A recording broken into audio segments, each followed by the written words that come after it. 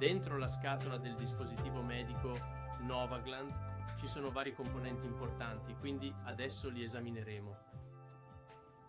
Cosa c'è incluso nel kit? Il recipiente a pressione Novoglan e il tubo collegato al rubinetto. Incluso c'è un gonfiatore Novoglan, 2 O-ring attaccati e il corpo del dispositivo unito. La guida con uno spaziatore inserito,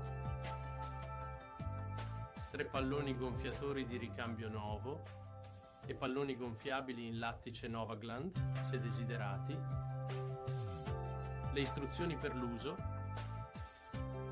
salviette di alcol e tamponi di cotone.